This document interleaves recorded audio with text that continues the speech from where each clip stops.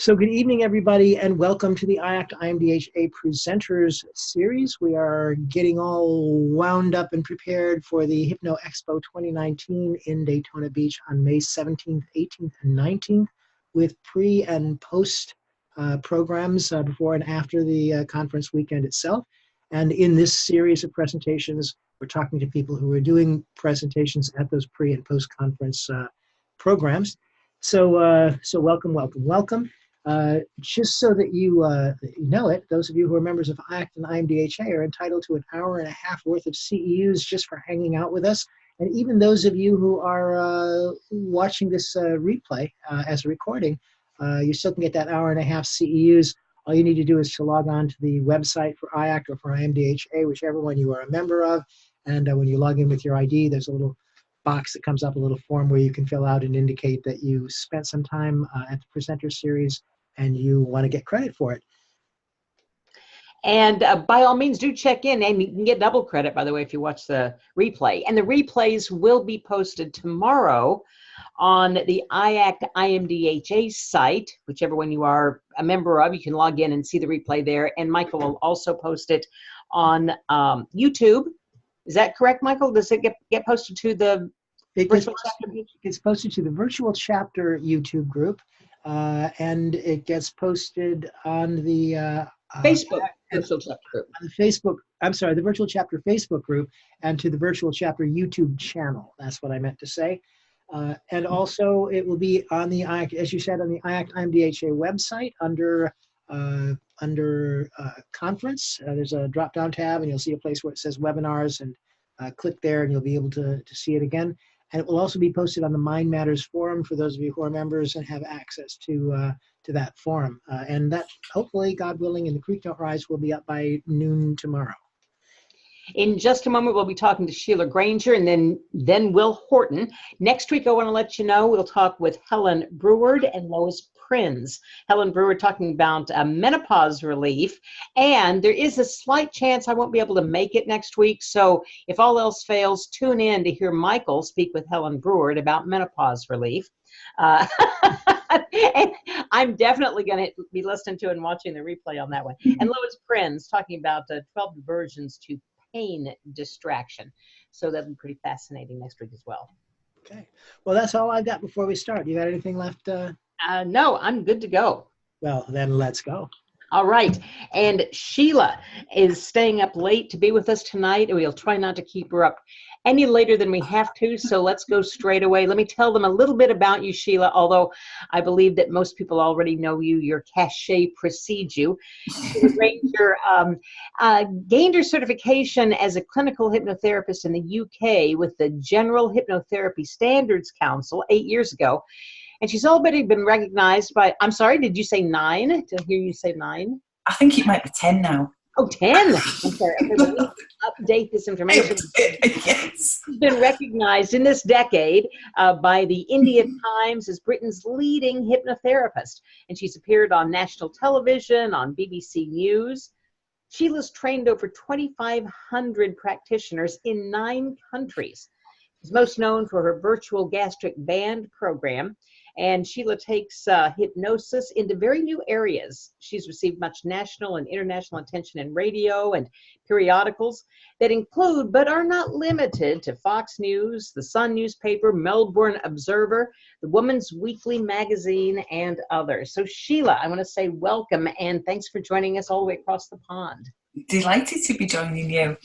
And before we start actually this presentation, if I can apologise in advance for anything that's going on politically in our country at the moment, our parliament are rubbish.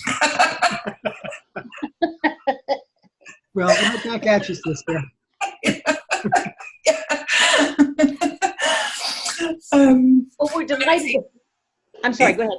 It's really great to have the opportunity to talk to everybody today, at whatever time it may be, ahead of the conference, because there's always so much to choose from at a conference. I always say on my Facebook page and on my emails and everything now that conferences are one of the best ways of gaining so much information from so many presenters, and networking with people just like ourselves who love hypnosis.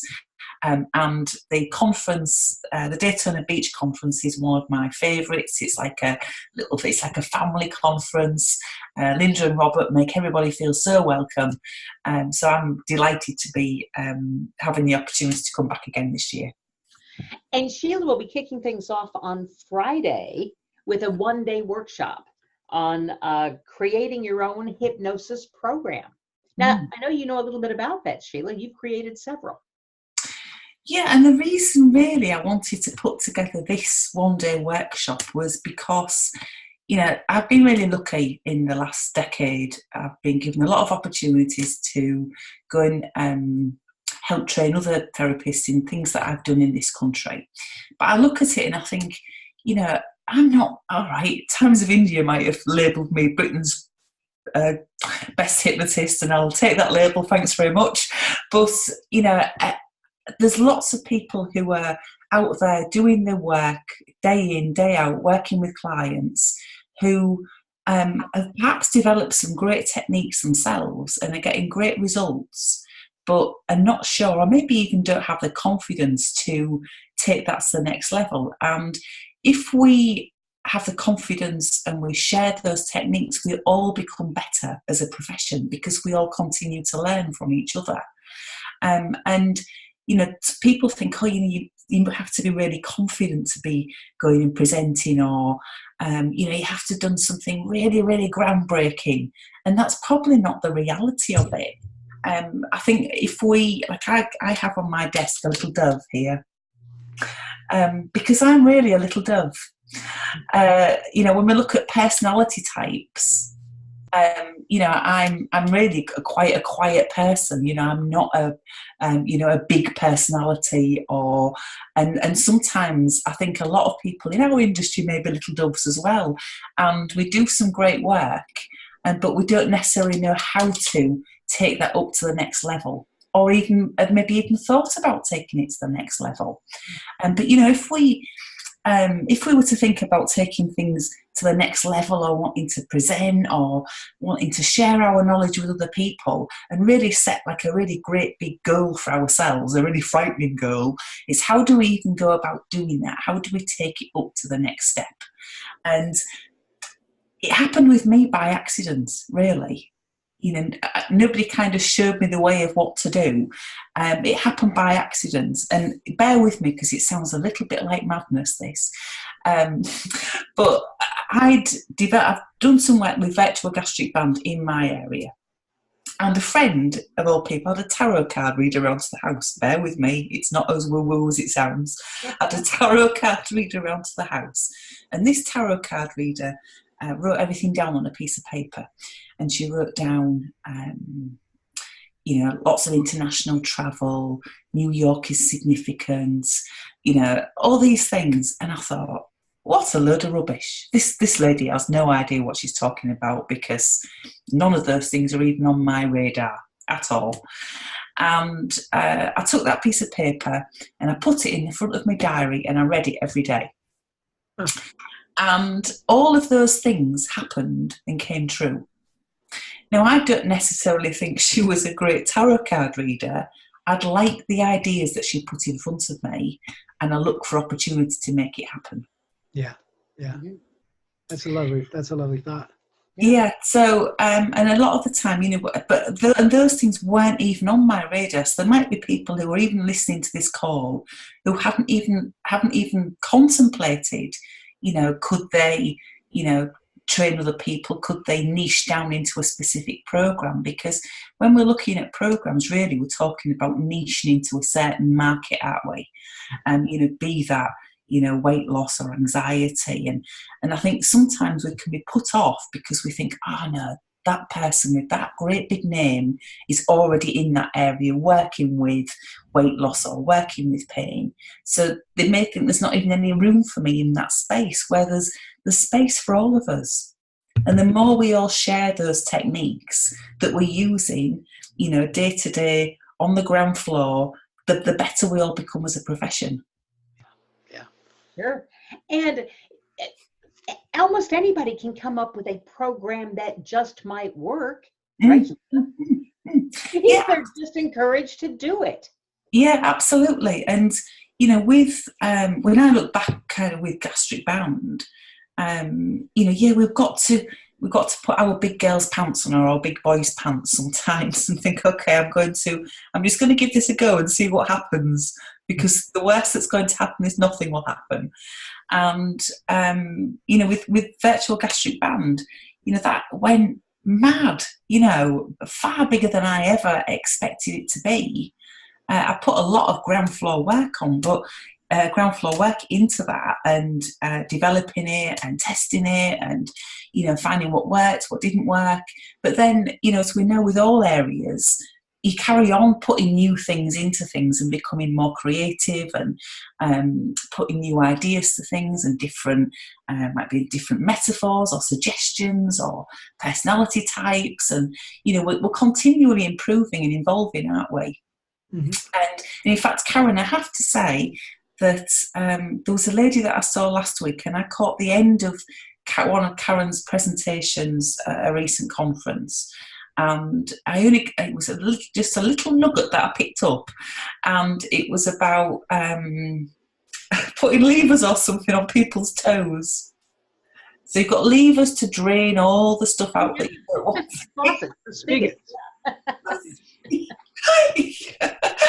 And then we were going to pour it all in through the top. And there was a lady that I saw last week who was going through a little bit of a rough time at work, actually a friend of mine. So I thought, I'm going to suggest that to her. So during the session we did that, and she said, oh, that was absolutely fantastic. I love that. So thank you, Karen. Well, you're quite right.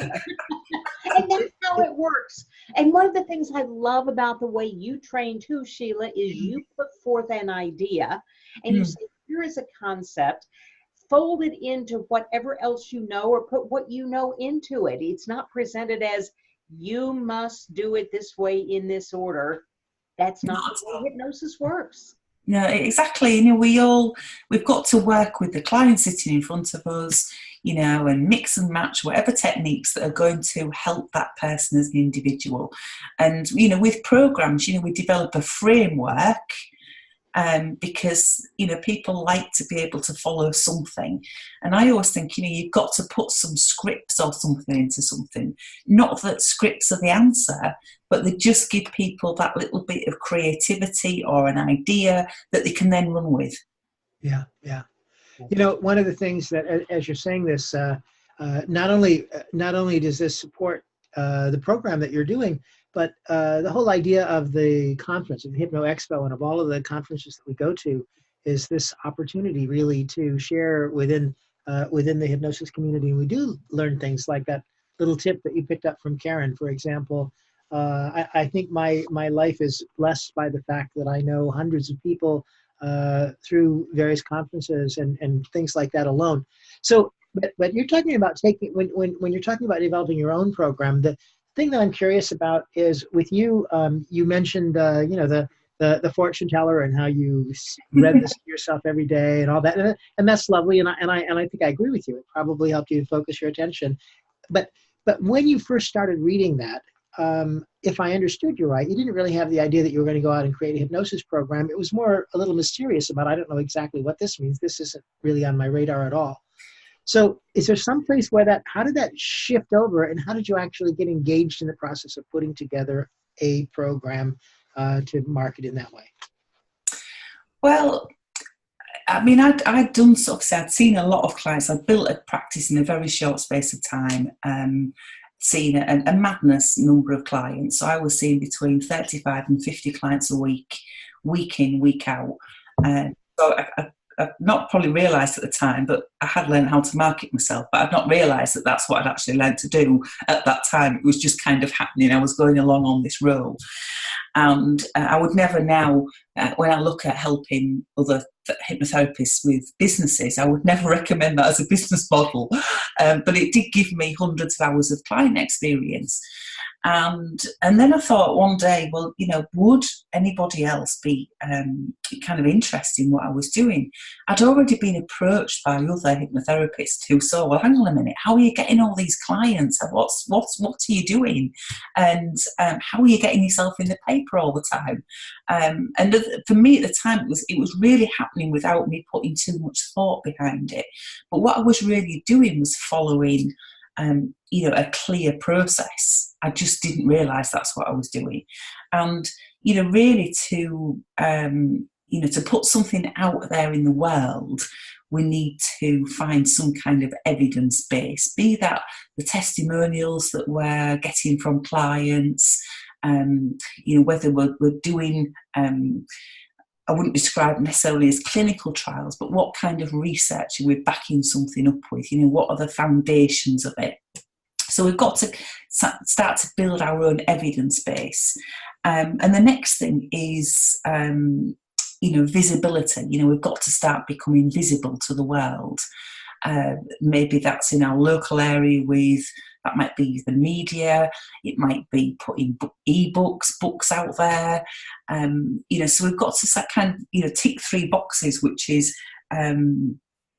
credibility, visibility, and the next thing, you know, generally they refer to in marketing terms is profitability. And it's probably true, you know, it does lead to profitability. But if we start ticking those boxes, then we start ticking the boxes for something that, well, perhaps we could train other people in what we've done then. Perhaps we could share that a little bit further. So for me, I had a therapist who started to approach me and say, you know, what is it that you're doing? You know, how is it that you're doing this? And I started to train a few people in the UK. And then people think, you know, how did you get to take your virtual gastric band to America?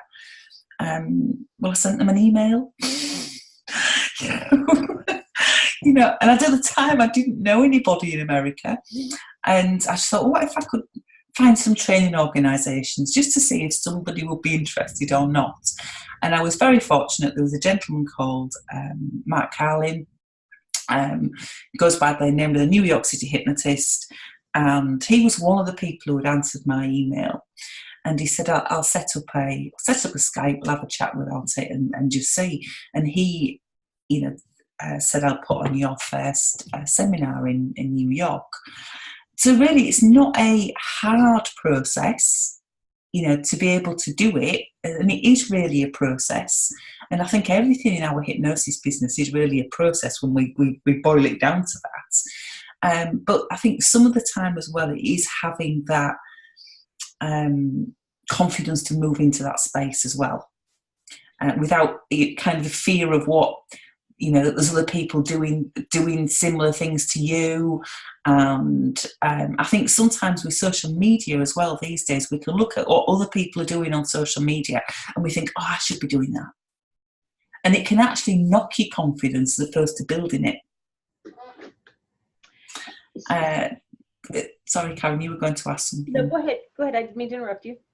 So I think, you know, I personally don't spend a lot of time on social media because, you know, I'm a dove and it knocks me. So instead of social media, of course, you could send out notifications by carrier pigeon. Yeah, that's right. Sheila, I'm curious how much of your time is divided between hypnotizing people, doing research, and doing marketing, because you branched out too, and you're teaching all of this side business stuff too, about how to be a business. That's one of the things we have to do as hypnotists, right? Kind of have to be able to do it all. And it is, you know, it is hard work. You know, there's no easy route to manage all of those things. So I personally, I now have other therapists who will see clients for me. Although I do still see clients because I want to still do that work. I don't want to, you know, I don't want to just be a trainer. I like the people interaction, and I think it's important that we work our tools as well.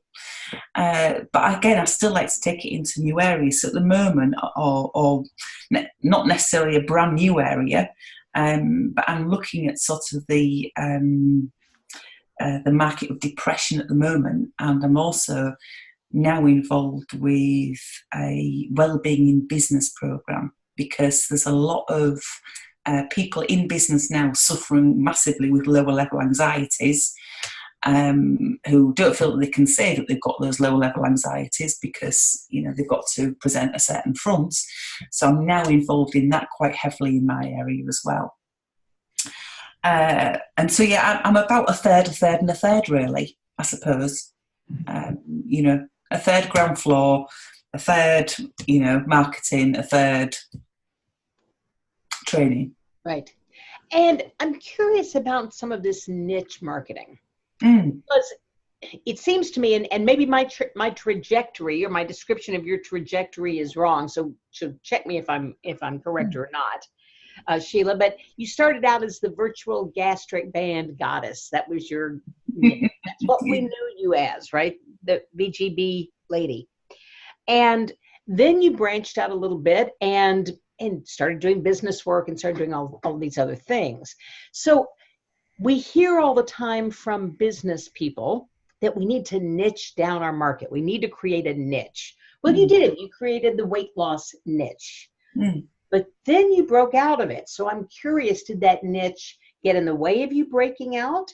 When you broke out and did other things, do people still come to you for weight loss? Do you understand what I'm saying? Yeah, I do. Yeah, because there is, you know, without doubt, you know, my business was built on a niche market. You know, when I looked at how, you know, quickly to, you know, market to clients or for training or anything else, it's far better to have a niche market to begin with. Now, it's not that market necessarily slows down. It's just personally, I got a bit fed up with doing the same thing. You know, I might be a dove, but I like to float around a little bit and just do a little bit of this, a little bit of that. I think it brings glorious hope, Sheila, really, to some practitioners who shy away from a niche market because they say, oh my God, I couldn't do one thing forever and ever. And I think that's what you're pointing out. Do one thing, do it really well, make a name at it, and that's going to sit there. That's going to be there. You're going to get to still have that space. You're not going to lose that space. And you'll want to do something else. Yeah, and it's not as though, you know, when you have that niche, I mean, I did put a thing up on a Facebook group the other day that I'm involved in, and my client load for the week had been erectile dysfunction, depression, weight loss, erectile dysfunction. And I put, please, I don't want to niche in erectile dysfunction. That seems to be what the universe was sending to me that particular week. But yeah, people come to you because or certainly locally, they will come to you still because you're viewed kind of as an expert to them because you are niching in a market. And not that I always think, oh, I'm not an expert, but, you know, people tend to view you as that. So you'll still get all those things, but people then see you for the other things. And I kind of describe my business a little bit like, I'm not very good at drawing now, but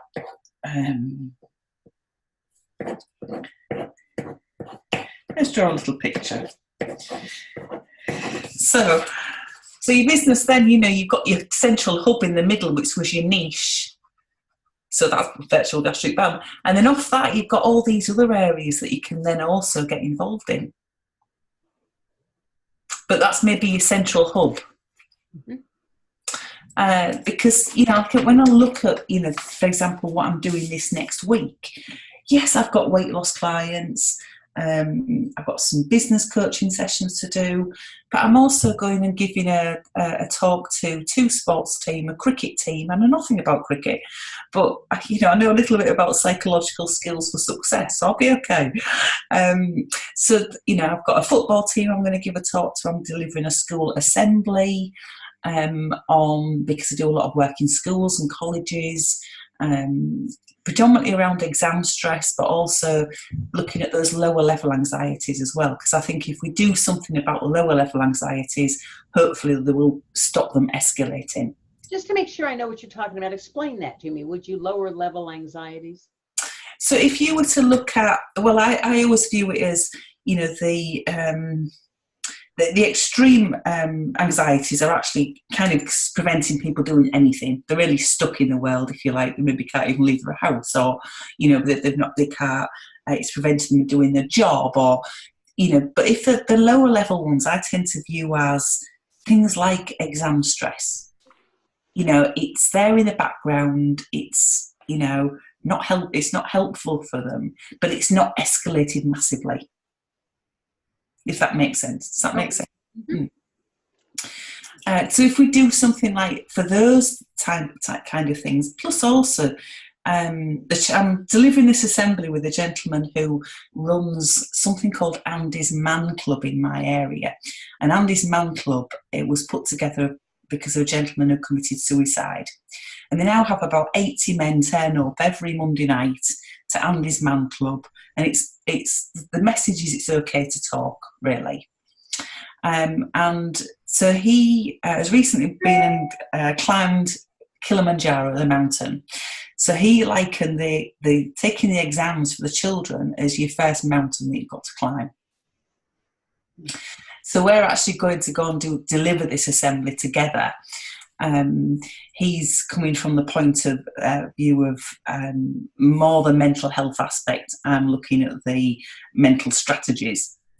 And what I found by going and delivering assemblies at schools is that really, from a marketing point of view as well, you're doing something good in your local community, but you are also helping somebody, helping them as much as possible, but it's also a way of getting your foot in the door because they know you.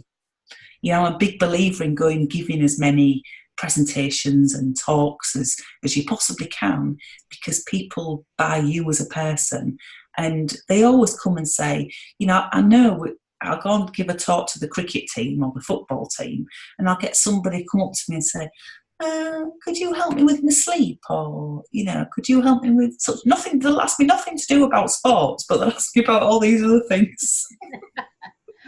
Because it's just good generalized marketing, right? Yeah, it is. Yes. Yeah.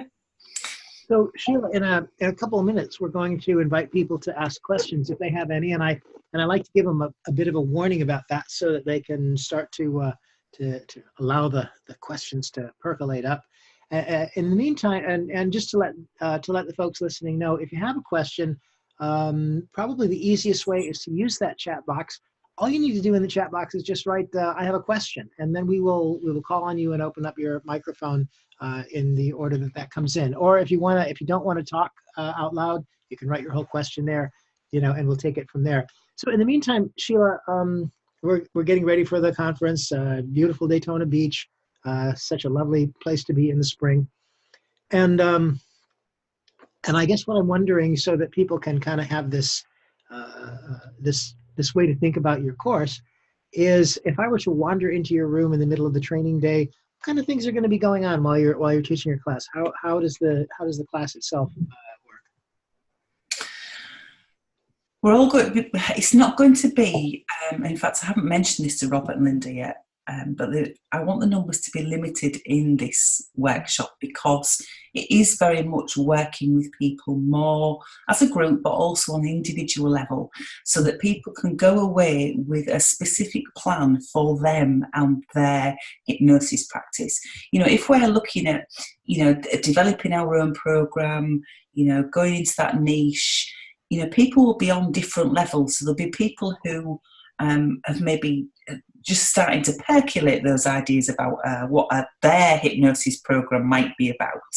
Or there might be people who've already done a little bit more work in that area, but okay, how do I scale that up? How do I look at perhaps even getting into the training arena? So we'll be doing some group exercises, but I'll also be doing some individual work with people as well, so that they leave with a really clear plan. It's going to be, I'd like to call it a visionary kind of class, really. We're going to be working on setting those really big, exciting goals, because it's the big, exciting goals that actually make us go and do something about it. We can get a little bit stuck sometimes I personally tend to get sometimes a little bit bored on some of the day-to-day stuff, on some of the day-to-day detail. And then, I sit back and I sometimes think, what if I could do this great big goal here that I set myself? And I think, oh yes, let's crack on and do that then. And I find that very exciting. So I'm very much one more to work on this great big picture, and then, I've got to do the detail. So we are going to look at the detail, of course we are, because you've got to find a way to go from A to B to C. But it's actually the bigger picture stuff that excites us more. Nice. Well, that sounds like a lovely day. Go ahead, Karen. Is there a way to know what about what you do might be of interest to somebody? Is there I mean, obviously there are, ways that we can look and say, put searches into Google to what people are searching for, to what, they're looking for help with hypnosis for. So there are models like that you can look at. But it's also, I think, your own gut feeling. What is it that you want to do? Because, the chances are if you are interested in it, then other people will be interested in it too. And it doesn't have to be huge, right? No. If somebody says, I do 16 different kind of deepeners with my clients, I never do the same one, that could be a program. Yeah, exactly. A program on deepeners. No, yeah, absolutely. Yeah, people think it has to be huge, and it really doesn't. As a matter of fact, one of the things that probably Dr. Will is going to talk about in a moment is chunking down. You can chunk up or you can chunk down. And if you chunk it down to something that is your main interest, that could be something wonderful to share with the world. You talk about sharing your gifts, passing it on. And that's what helped you grow and evolve. Yeah, and that's really what it is, isn't it? It's about how we share our own knowledge, and we pick up, lots of little golden nuggets from people along the way. And it's exactly like working with our client, isn't it? There's often one sentence or one phrase that we've said that's actually changed the whole dynamics and has changed everything. I wish I knew what that phrase or that sentence was that had changed everything, because, I tend to overload, I'll throw everything into the session, and then the next week they'll say, I've had a great week, I haven't had any sugar, I haven't done whatever, and I think, what did I say that made a difference? I'd like to think I knew. Yes, whatever they needed to hear is what you said. And that's, Michael and I often talk about the hypnotic dance. That is the dance. Yes. Yeah, it really is. It really is. Unless they've said to you outside of the session, when he said that, that really resonated. But I don't find that to be the case. I always think, I wish I knew what it was that I'd said. What I've learned from studying some things with you, Sheila, is that you do provide a wealth of scripts and handouts and things like that. Will that be the case for this course? There'll actually be a workbook that goes with this. I think actually, do you call it a playbook? No, we call it a workbook. But but I like playbook. Is that the same? Is a workbook and a playbook the same thing? I think some people say we don't like to talk about work, we'd rather talk about play, so we'll call it a playbook. In football, at least in American football, they definitely call it a playbook. And from now on, Sheila, I'm going to call all of my manuals playbooks. Yeah. I love it. Thank you. I just stole that from you. Right. I'd seen it somewhere. I keep seeing it. Maybe it's social media. I keep seeing it pop up on social. And I think, playbook. What is a playbook? That's what it is. And Yeah. you said it right at the top of this interview that one of the great things about the IACT conference is it is like a family. I got to say, one of the great things about the Hypno Expo is, yes, it is like a family, but that's what we do. We sit around, we talk, we have a good time. This is one conference where there really is no competition. There's just sharing and friendship and really coming together and networking with a whole bunch of like-minded people. It's a really relaxing, wonderful thing on the beach. How do you beat it? We have a question for you, actually, in the chat room. And Suzanne is asking, what is the best way to work outside of the UK, in the USA, Australia, etc., as a hypnotherapist that you have found in terms of insurance liability or anything else? Okay. Hello, Suzanne, and thanks for the question. I'm guessing that I don't know if you're talking here about delivering training or you're just talking about working one-on-one with clients outside of the UK. As far as I deliver a lot of one-to-one sessions via Zoom, on this platform, and my public liability, I've had it updated so that it includes Zoom. You'll be fine. I think I think there are some states in America that hypnosis is illegal. So you've got to just be careful that you're not working in any country or any state where hypnosis is deemed to be illegal. Because the last thing you want to do is be subpoenaed to a court or something. And I find with the Zoom calls, you are going to perhaps do more of finding out about that client, or as much as possible as you would if they were in your room, so that they haven't got any contraindications to hypnosis. And the best way to work outside UK and US, there's no difference between working in the UK than there is to working in the USA and Australia. There's no specific issues that you need to look at, apart from the normal issues that you would look at in your practice. I've made that sound a bit long-winded. By the way, Suzanne, if you've got more to that and you want to open up your microphone, it's just down there on the bottom left-hand corner of your screen. You'll see a little microphone with a line drawn through it. If you click on it, then you can... Yeah. Hi there, everyone. Hi there, Sheila. Hello, Suzanne. I appreciate your response. I resonate with what you're saying. I do have another follow-up question for you. Do you find, are there advantages versus disadvantages that you have found in your practice using Zoom versus one-to-one live? Yeah, it's a good question, and I think the one thing that you cannot get necessarily the same rapport and level of interaction that you would if you were one-to-one with somebody in a room with somebody.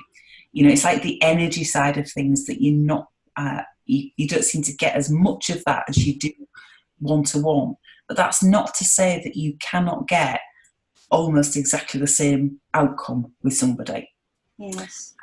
So I do a lot of work, I say, via Zoom, and as long as you put the precautions in place, the worst thing that's going to happen is the line will drop. But Zoom is a very stable platform. So yes, you can still do all of that work. Right, I appreciate that. That's very helpful. I've wondered, most of mine is online. However, the problem is sometimes there's technical shutdown or technical interference right in the middle of the session, or just as you're, and I appreciate, you probably we all appreciate what that is.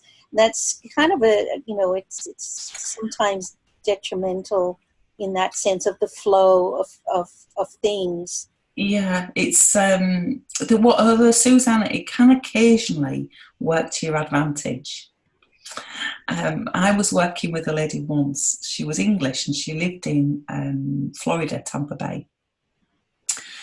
And at the time, it was before Zoom, so we were on Skype. And the Skype, it kept losing the connection, but it was actually her end, her Wi-Fi at her end. And she said to me, I need to get my husband to send you some more money. And I said, well, you do it because I haven't actually done all the sessions that you're supposed to have had yet. And she said, well, it's not your fault, it's your time, etc. And she said, why can't I just pay for you to come here to deliver the sessions? How about that? I like that. I said, that would be quite, I said, I know, flights, time away from your business. Well, just put me a package price together and let me know how much it would be. And I thought, she'll never do it. Anyway, the week after, I'm on the flight to Tampa Bay. Good for you. She put me up in the Don Caesar 5-star hotel and sent a driver to get me every day. So, Suzanne, there can be benefits of Zoom breaking down. Yes, I mean, I can see that. I mean, I think you must be very good at what you do for a client to be prepared to do that. I myself am just starting out to build my client base. And do you have any advice in regard to, I know you mentioned, advertising the local area, but how is it you can also outreach to other countries? I have friends in the UK, I have family in Australia. I love to travel. So if I wanted to broaden my scope, what would be the best way to do that? Okay, so what you've talked about there, Suzanne, is that you have already got a network. Like I do a lot of what they would call formal business networking. So I go to these breakfast meetings. I belong a group called BNI, Business Networking International. So I belong a group which I go to every week, where I have 30 what they might call referral partners, people who are actively looking for work for me as they go about their daily job. But when we're looking when we look at networking, we sometimes think, I should maybe go to one of these formal groups, but we forget about the network that we already have. So we've already got family, friends, clients that we've worked with, people that we've worked with in a previous life. We've already got a network, and it's letting those people know what it is that we're looking to do as well, because it could be that your friend, family in Australia already know other people there. When we go and deliver training in places, like if I could go to Australia to deliver training, I don't know, I can't get in touch personally with every hypnotherapist in Australia to say, well, hey, I'm coming to Australia, please come on my training course. So I hook up with somebody who does already know those people, and they can kind of market on your behalf. It's called a joint venture arrangement. So if you perhaps want to go to Australia, do any of your family or friends know somebody, who is not in the same profession, but a similar profession? So do they know somebody who perhaps has a wellness clinic or, a chiropractor, or it could be just somewhere that you can hook up with and go and do some work there. Sheila, I hate to interrupt, but I just got to say it. I think we just got a real sneak peek of what it's going to look like in your workshop, in working with someone to help them design the program that they're going to take forward. Suzanne, thank you for providing that, because I think we just saw you really begin to work with someone on moving that forward. And Suzanne, that's a great reason to take Sheila's workshop, which will be the Friday, May 17th at the IACT IMDHA Hypno Expo. All about how to create your own program and move your business forward. That was a great example, Sheila. Sheila, I love your official title. Thank you, Sheila. Thank you. Your official title, Sheila, is developing your very own, your very own unique hypnosis program I love that. That's very specific, and it's going to be a lot of fun. So everybody, Friday, May 17th, all day, Sheila Granger and this lovely program. So Sheila, one last thing. How can people get in contact with you if they should want to do that? Yeah, so my email is best. Yep. Which is think, THINK, as in thinking, at SheilaGranger.com. Think at Sheila Granger. I'm typing this, by the way, in the chat room. So I could do that. well, I've done it. It's already there. I just sent it to Karen instead of to everyone. So let me. I should have let you do it. And can I just very quickly mention as well that one of the things to get your program out there is by and also brand yourself as well is by having a book out there, which I should have done a very long time ago and never got around to it. When I come to the conference, I'm going to have my book in hand. Excellent. Yes. Yes. All right. Hardly wait. So guess what we get to do now, Karen? We get to open the microphones and let everybody give Sheila a great American send-off. Yeah, because she may very well not make it for the whole rest of the time being over there where it is so very, very late and tired. So we are about to unmute everyone's microphones. So that you can all say in a great cacophony of love, good night, and thank you for being with us, Sheila Granger, and we'll look forward to seeing you in Daytona. Thank you, Sheila. Thank you, Sheila. Thank you, Sheila. Thank you, Sheila. Thank you, Sheila. Good night. Thank you so much. And of course, Sheila, Fabulous. welcome Thank to you. stick with us for Dr. Will. I'm going to stay for a little while. She will. She will. Yes, that's a Right. great challenge to see how long he can keep you. Yeah. Oops. Now let me see. I have just muted everyone. And in so doing, I lost my cohort, Karen. There, you're back again with me. Are you not, Karen? I am. Yes, you can't get rid of me that easily. Well, I didn't think so. So I'm really quite excited about this next presenter because this is a fellow that I have known for, do you realize, Will Horton, that I have known you for 25 years probably.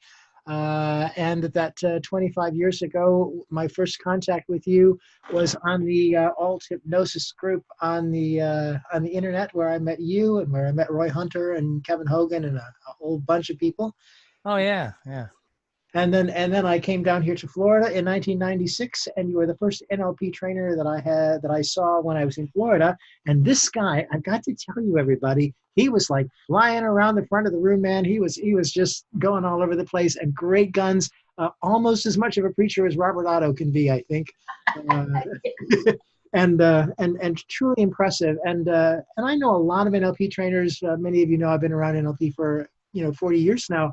But of the NLP trainers that I know, I will have to say that Will Horton is one of the most dynamic, exciting trainers, and I love to be talking with you, brother. Boy, I second that. Absolutely. And just to let you all know, Will is a licensed psychologist. This is the official stuff now. He is a certified alcohol and drug counselor and a master hypnotist. He was one of a few non-law enforcement people ever asked to attend the FBI crisis hostage negotiation course at the FBI Academy. And he's the founder of the NLP, the National Federation of Neuro-Linguistic Programming, and the creator of several best-selling home study courses on NLP and hypnosis. And it doesn't seem to be in his bio, but he's also an actor as well. And so I just thought that we would throw that in there. So welcome, Will. It's good to have you on the program tonight. Glad to be here. Thank you. Yeah. So, and what Will is going to offer you guys is on Friday, also on Friday. Boy, there's a whole lot of programs on Friday. I know. On Friday. Will has, I've got to tell you, Will, I think that you're cheating in Scrabble when I look at the title of your program, because it has 19 letters, Hypnoaddictionology. Yeah, right. Addictions or bad habits. Well done, wordsmithing there. And, yeah, good. It's good to have you here. Glad to be here. So well, let's just start out with the nitty gritty. What is it that got you to start studying addictions in the first place and into all this area? I couldn't sober up. Yeah. But before we get started, I do got to give a shout out to Miss Sheila because when you guys, when you were talking about like niche marketing and doing that, I met someone. She created a program, and the whole program was how to call your dog. When your dog calls, when you call, your dog will show up. Everybody makes fun of it. She made over $3 million in 2.5 years on that one program. Wow. I would call my dog, but I don't even know his number. Yeah, mine won't answer my calls. But then, much like what Sheila said, after she had that niche, now she's built it out into some other things. But she's still got that niche. And I know in my case, I kind of got started as the NLP guy. Because when I first got started, and Michael remembers this, NLP was here, hypnosis was here. Never shall the twain meet. You know, they were kind of like, if you were in the hypnosis camp, you didn't like the NLP camp. If you were in the NLP camp, you didn't like the hypnosis camp. This was in the like 80s. And so honestly, when I showed up, I kind of saw like, interesting. There's a niche market here. And honestly, it was easier to break into the hypnosis world as an NLP guy. You know, because the NLP market was pretty, you know, had Bandler and Grinder and, you know, Ted James, Faulkner and a couple others, Richard Gordon, they kind of dominated. And so honestly, from a business, I'm like, I could probably do better over here. And honestly, I got along better with the hypnotist. Yeah. Right. And, you know, so anyway, that's, you know, and that was God back in the, and it was easier to find an NLP training back in the early 80s than it was a hypnosis training. Because other than Gil Boyne, there really wasn't much training going on. Right. I remember when, you know, the National Guild of Hypnotists actually got restarted when Jillian launched IACT, Jillian and Steve. Many people forget him. And then, and of course, I knew Ann Spencer. I think I met her in 86 or 87. So I'm a little long in the tooth. So yeah, I've been around this world for a long time. And how I got into it is, like a lot of people, one thing I love about the world of hypnosis, NLP, and EFT, and all the self-development kind of fields is it's not an academic pursuit where you go to high school and then college and then you go do your thing. It's usually people get exposed to it in some way, shape, or form. You know, maybe you lost weight, stopped smoking, had stress, or something, and you got the bug. Praise Jesus, you got the hypnosis bug. And then you went and studied it and it came on. In my case, you know, I had an addiction, alcohol primarily, and I went through treatment, traditional Veterans Administration treatment, because the addiction took away my military career, and then it took away my acting career when it was first getting started, and I couldn't beat it. You know, I couldn't put it all together, and then I ran into some people who knew hypnosis and NLP and had a couple sessions, and it all made sense. And then it started me on a journey of how to learn it and use it. And I was always wondering why it wasn't being used in the addiction world. And I kind of always kept the addiction thing going with the hypnosis and the NLP. And as you said, then I did go back, get my doctorate in psychology because the government still owed me a lot of money. So I went to school and some things. So anyway, that's it. And so then, you know, it caused me to like basically study NLP. I'm still studying it because I finally started to figure out a little bit of how it works. Right. The more I learn, the less I know. That's the way I look at it.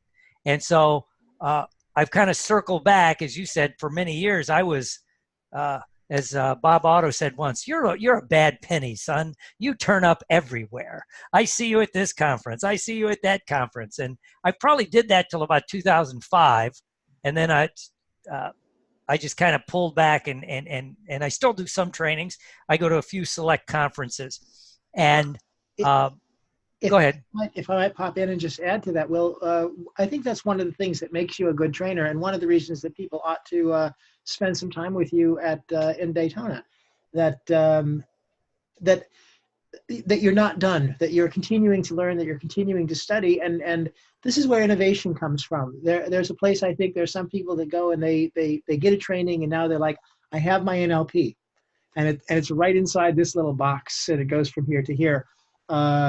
hopefully, if this field is to continue and to be worth being a part of, it's because of people who continue to innovate and develop new things. And that's one of the things that I see from you quite regularly. Oh, well, thank you. Well, in fact, in the last few years, I've totally twice, 2.5 times maybe, totally restructured how I think about addictions. Totally.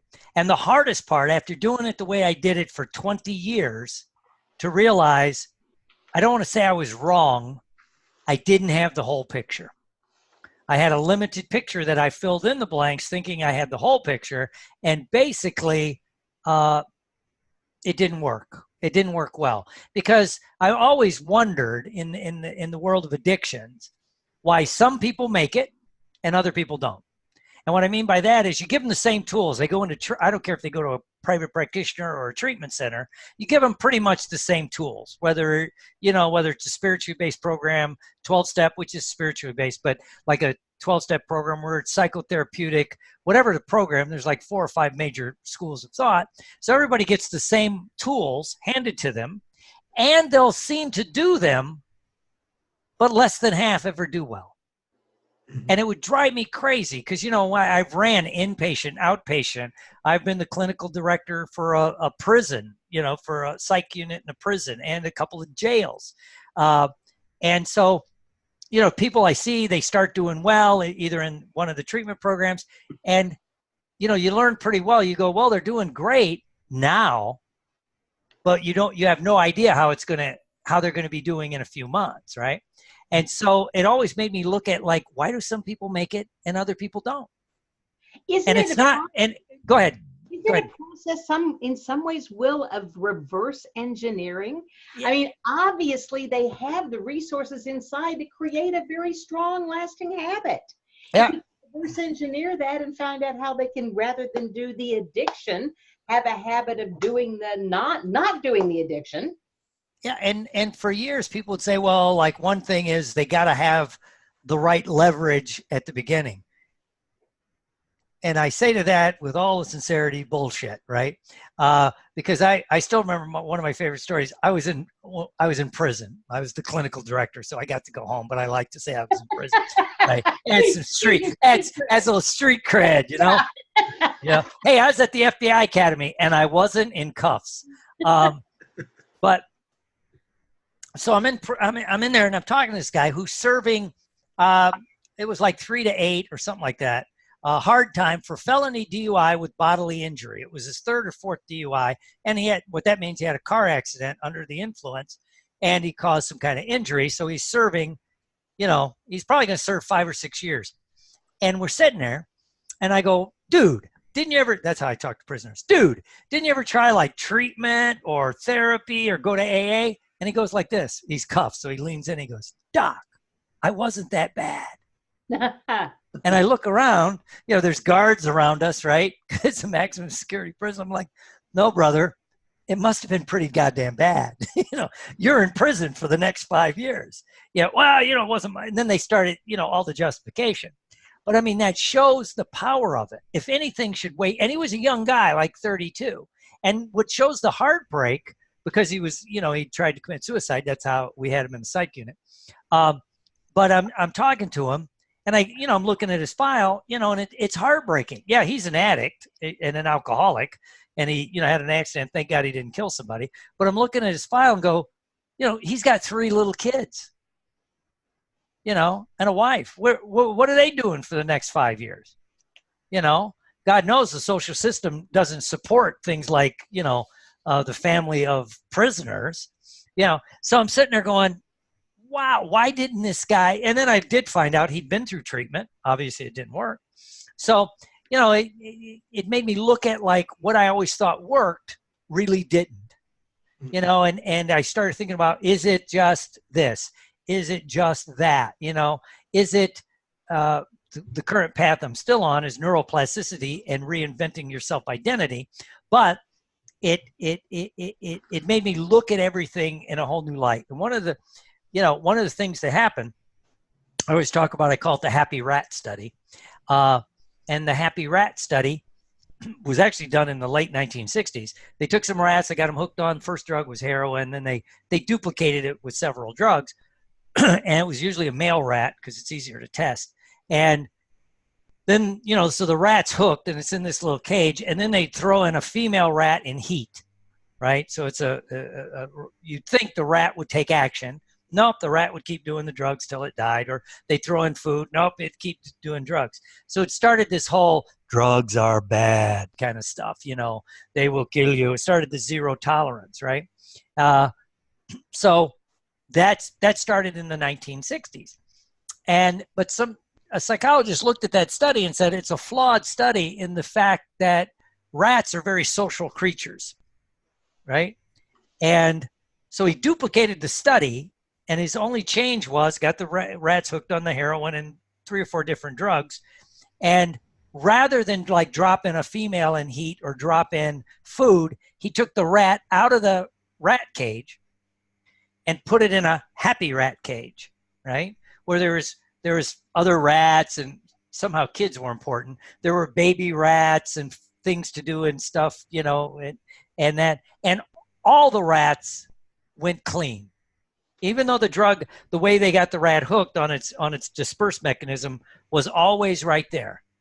And interestingly, they didn't go through withdrawals, right? If they just threw them in another thing, they went through withdrawals. But in this one, they did fine. So this kind of coincided, and then they released some studies that they did so you had that idea of like zero tolerance and there's only one way. Well, and then it kind of coincides with what I call the Vietnam experience, where at the height of the Vietnam War, 1966 to 1972, there was about 500,000 troops in combat, right? And average combat age 19. But it was an unhappy war, right? There was none of this crap, hey, thank you for your service stuff, right? I was in at the end of it, right? So there was none of that. It was basically, it was an unhappy cage. Vietnam was not happy, right? And so the soldiers were there, and they had no coping mechanisms. And so, you know, of course, it's Vietnam, so they have great hashish, and then that's where the triangle is, so there's heroin. The military, in its infinite wisdom, trucked in massive amounts of alcohol. And so soldiers were self-medicating, and to the point with the heroin, the hashish, the marijuana, and the alcohol, that they would fit every clinical diagnosis of addiction, right?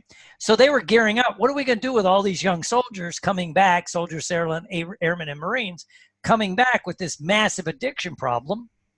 What are we going to do with them, right? Oh, and by the way, they've just been in combat, so they're trained in the lethal arts. That's usually not a good combination, right? So they're gearing up for all this stuff, and guess what happens? 90% of those soldiers, sailors, airmen, and Marines, when they got back out of the unhappy rat cage of Vietnam and came back home, they did fine, including to the point they self-regulated to the point where a few years later, they could have a drink and not end up back, you know, like, because for years I was one of those, once it happens, you can never drink again, right? That's it, doom, you're done, right? They couldn't, what if you're a marijuana addict and you get clean? Nope, you can never smoke one joint. You're going to be, you know, doing whatever. So you're like, wow, yes, 10% did need it, right? And then on further study, the people that stayed into that addiction mode, there were some other factors going on. They came out of the unhappy rat cage of Vietnam, and guess what? They went back into an unhappy cage here. Maybe the inner city, right? Maybe an environment where there's no job. And we're seeing it now. I guess I get the pleasure of, at the conference, also giving a lunchtime talk on the opioid crisis. And it coincides with, it's the highest where people have no hope. There's not a real opioid crisis in Silicon Valley.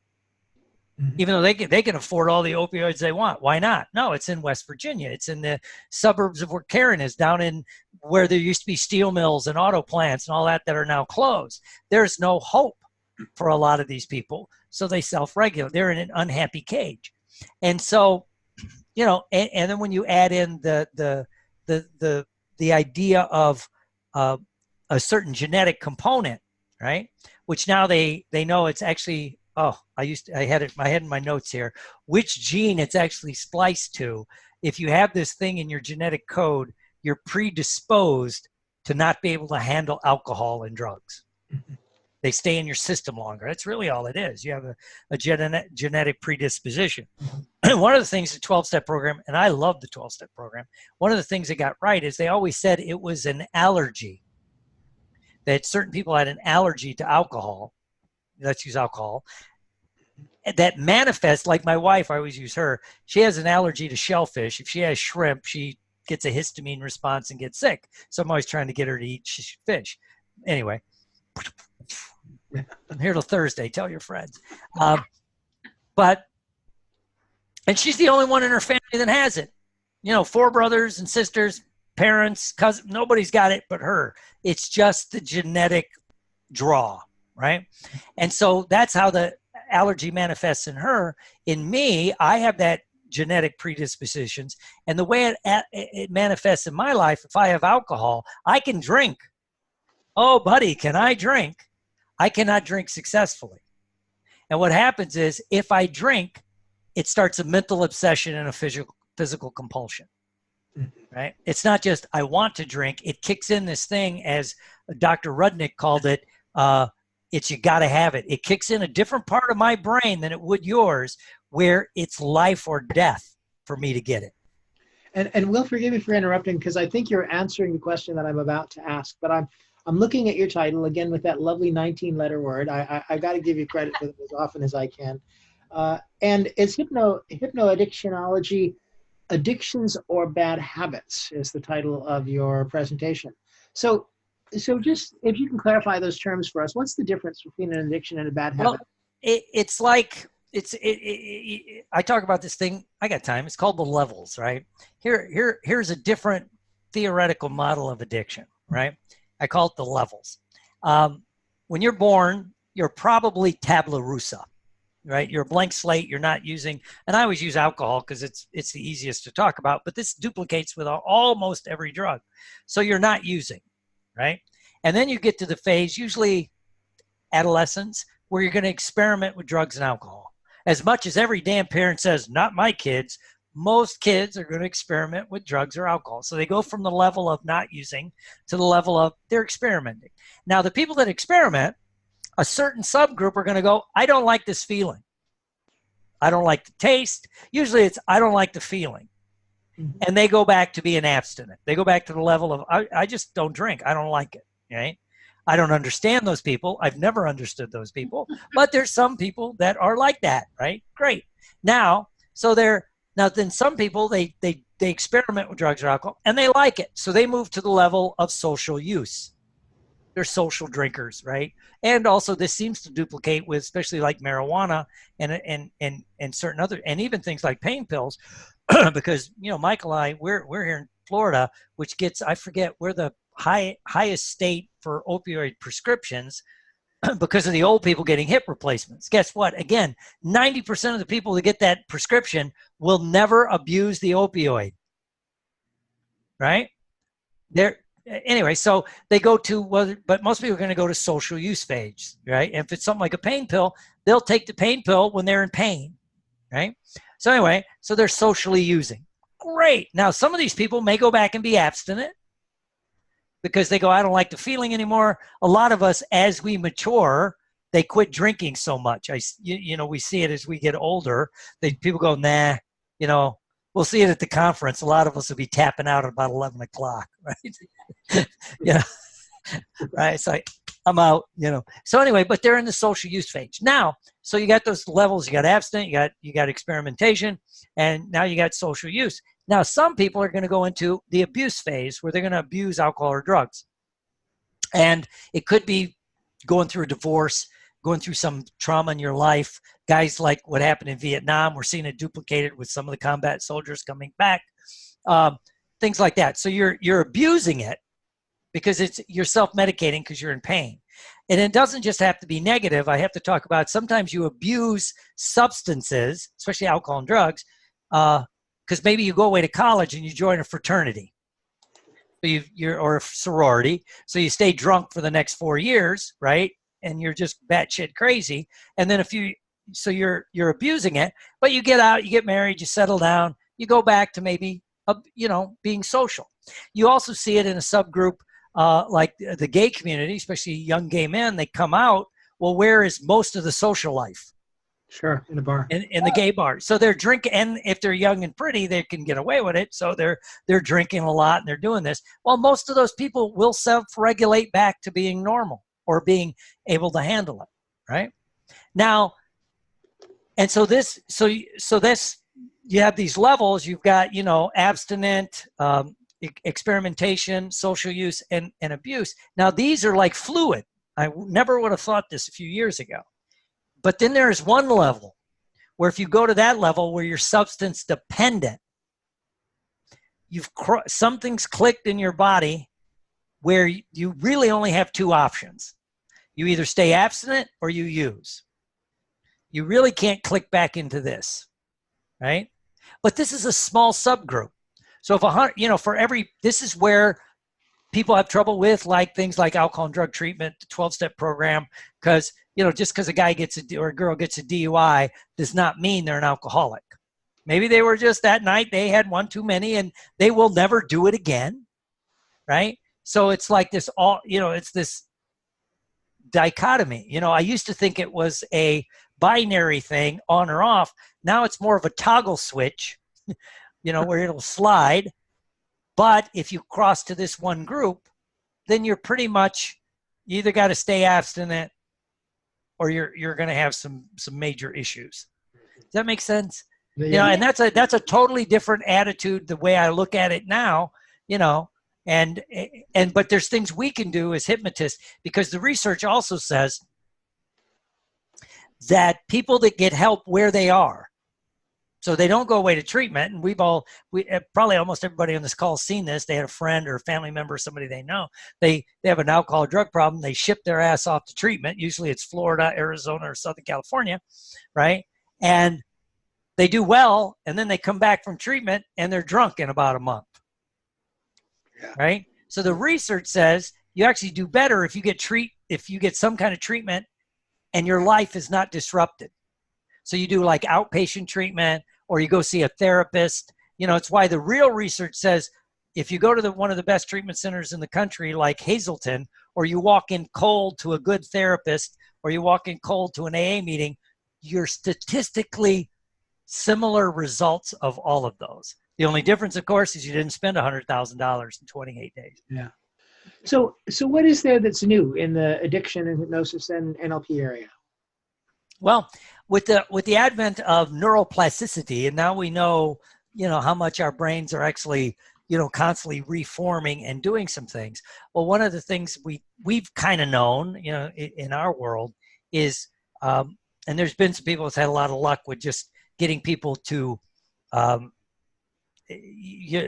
something like a visual squash, parts therapy about party wants to drink, party who stops it. Well, that seems to do some stuff in the neural pathways, which kind of crosses a couple of loops, and it might get them to go in a better way. But we also know that one of the underlying things is deep inside of us, we have our self-image. And what's interesting about human beings, we have no way to judge what our self-image truly is, because it's only been in the last couple of 100 years that we could actually see ourselves. Like we see our pictures right now. Could you imagine like 200 years ago when that's not how, it's like the first time you heard your voice. Yeah. Recording, you go, that ain't me, right? Because we hear it differently in our heads than we hear it spoken. We also generally we have that when we see it. So, excuse me. So for most of human history, you judged your self-image by your peer group. Right? Because human beings are social creatures.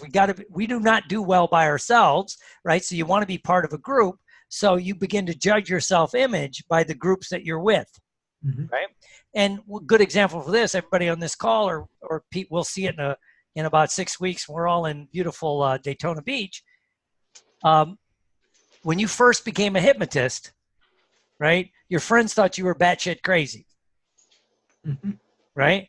And you had a choice. You either had to get new friends or you had to get a different subgroup, right? or you'd go back and be with the other people. Because again, your brain's constantly, you're looking for this self-image, right? So what is your true self-image? So when you look at things like, this is where you get into the psychosocial aspect of addictions. In our culture, and this is important, in our culture, and I'll pick on alcohol because I like it the most. In our culture, alcohol is the one thing you have to justify not using, right? If someone offers you a drink and you say, no, thank you, are you sure? Why not? Yeah. Won't you have a toast with us? Yeah.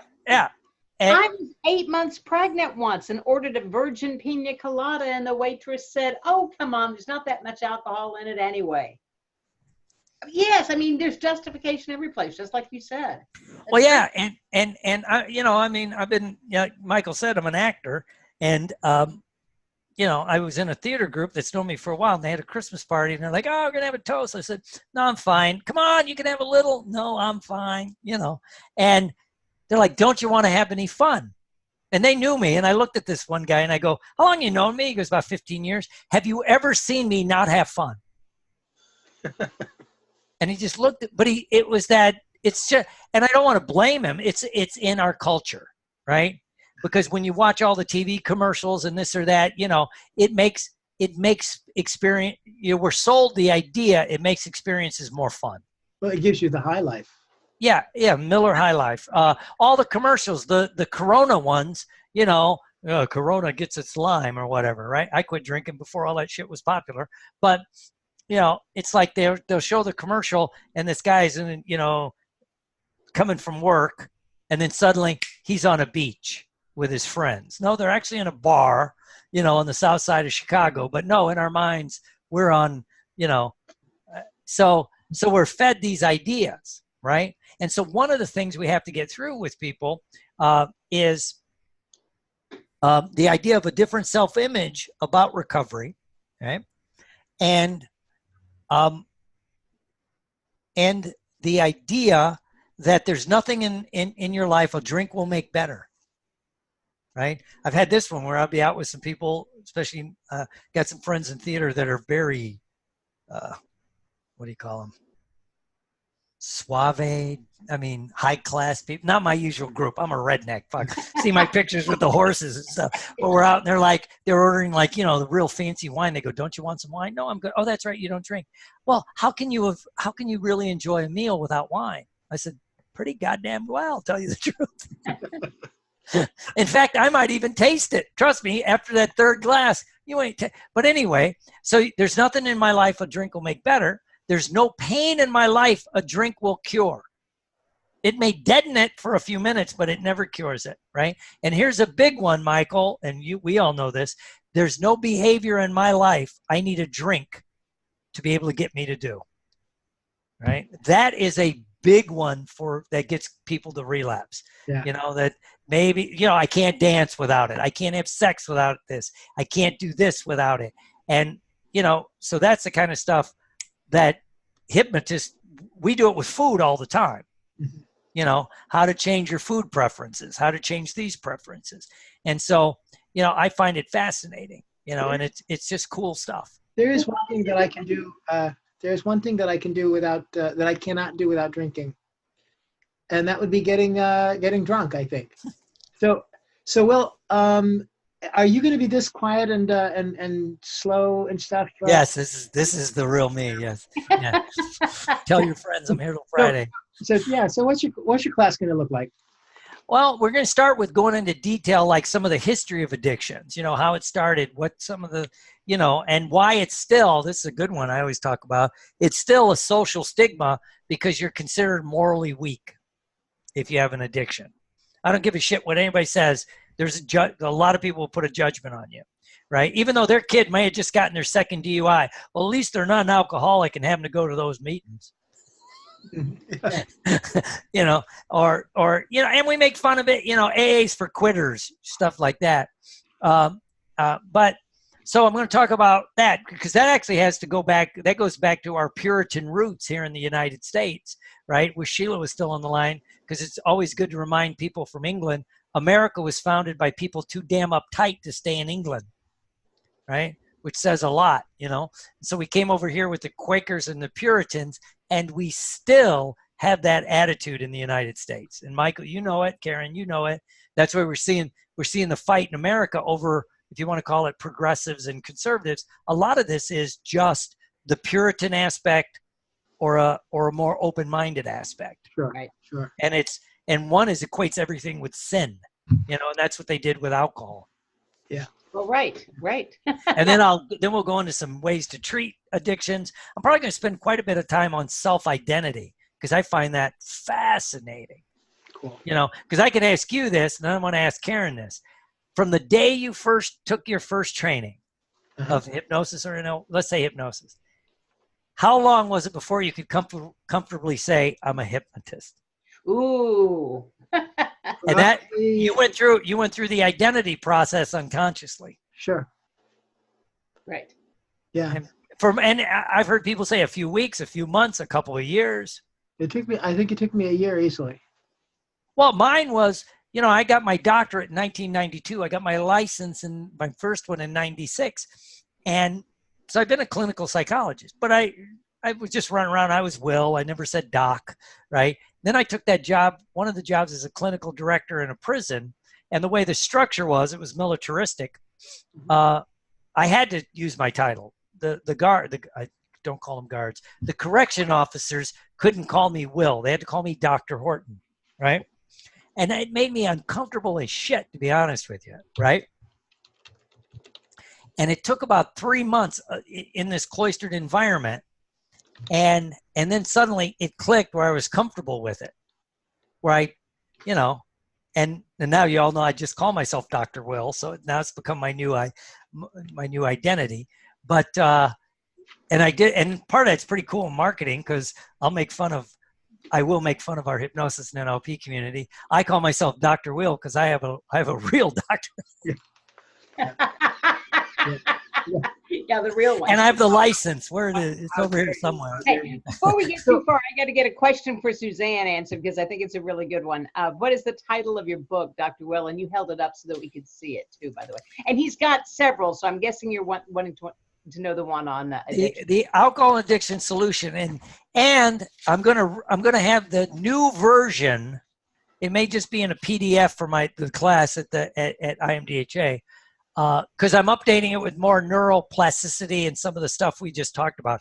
This was written in 2012 when I was first getting into the neurology of addictions. And it, like I said, it made me realize, shit, what I've been doing for 20-something years wasn't really wrong, but it wasn't the complete picture, right? And I didn't want to become one of these people that I'm not changing my mind regardless of the facts. Can some of the same stuff be applied to depression? Yeah, it can be. It could be applied. Yeah, because people could get. Some people would say, our dear friend Tony. Wait, let me do my thing. Our dear friend Tony Robbins would say, you know, problems is the #1 addiction of people in the United States. They got to talk about their problems. They got to have more problems. If you took away all their problems, then they really wouldn't know what to do. You know, and some people are addicted to the state that they're in, whether it's a depression, whether it's this, you know, and I always like to talk about food. You know, Sheila does the gastric bypass. But what about people that it's not the food? I hate when people say food's addiction. No. It's the process of eating that's the addiction, right? It's whatever you do, the process of eating becomes addictive, whether it's late night eating, emotional eating, things like that, you know, because then the food becomes irrelevant. If you're a true late night eater, you eat whatever the hell you got in your refrigerator. That's the habit. The habit is eating late at night. Your drug of choice just happens to be food. Right. Basically. What was your epiphanal move to better health? Suzanne also asked that. When I realized I couldn't outthink my thinking problem. Mm-hmm. Right. And it's funny because other than my addiction, which was primarily alcohol, a little bit of drug, but primarily alcohol, other than that, I was pretty much a health freak. Vitamins. I would stagger into the gym to work out with a horrible hangover, you know, because I may die of an addiction, but I was going to be in great shape when I went. You know, and I'm still doing that. People would say, well, technically, I guess you could say I'm addicted to exercise, right? Because it's just so. And I think my true pivotal moment of everything is when I finally realized people judge me by my actions, not my intentions. Right, right. Well, keep in mind, if you want to take a hit off Hypnoaddictionology, that'll be Friday, May 17th. Or take a toke or a drink or whatever you want to call it. Hoist. Yeah, we're gonna chug some Jack Daniels, smoke a couple of joints, do some lines, watch some porn, gamble on something, and then we'll because first we got to install it. Install the addictions, right, and then cure them. And that's a one-day research topic that yes. could bring a lot of people to that lecture. I may have to cancel mine. Well, yeah. The strippers will be there after lunch. All right. Well, you just lost me on that. Sorry. Male and female strippers. I'm equal opportunity. Okay. All right. Well, listen. Well, it's been lovely talking with you, and I know that we could probably go on and on, but just to make sure, if somebody wants to get in touch with you, of course, we want them all to come and see you in Daytona Beach. But if they want to get in touch with you, how can they contact you? The easiest is email. Dr. Will Horton at gmail.com is the easiest. And in fact, anybody that listens to this call or the replay, if they email me, I'll give you the PDF version of a book called Quantum Psychology. Lovely. Right? So I'll give you the PDF version. I'm too cheap to actually mail the thing. But I'll get you the PDF. If you just email me, say I listened to you at on the IACT conference call. And you were an evolving character. There was a time when you spelled Will with only one L. How are you spelling it these days? That's 2 L's. Okay. But if you type in 1 L by accident, I'll still get the email. Okay. I did that for numerology, but nobody could spell it right, so I went back to the old way. I liked it with 1 L better. It was hipper, I thought. Yeah. Right. Well, I'm this close to renaming myself Liam. There you go. Because I'm Irish, you know, what the hell. So well, hang on for just a second, because we're right here at the end, but I don't want you to go away yet, because I'd love to be able to give you the same send-off that we gave to Sheila Granger. So I just need to tell everybody that's listening to remind you that you've spent an hour and a half with us. You can get an hour and a half worth of CEUs by logging on to IACT or IMDHA's website. Will is holding his books up there. Take another look. There you go. So get in touch with Will. And I'm sure that they will be available for you in Daytona Beach as well. The video will be available from this call tomorrow, and it'll be posted in all of the places that we mentioned, on the websites for IACT and IMDHA, on the virtual chapter YouTube channel, as well as on the virtual chapter Facebook group. And next week, 1 week from right now, we will just be finishing up a call where we'll have been talking with Lois Prinz about pain and Helen Breward about menopause. So be there. It's going to be exciting. And so now we're going to open up the microphone so everybody can thank Will. We really appreciate you being with us, Will. It's been lovely talking to you tonight. We'll be seeing you soon. Thank Namaste. you. Namaste. Thank you very much, Will. Dr. Will, you've been fantastic. Thank you. Have a great time.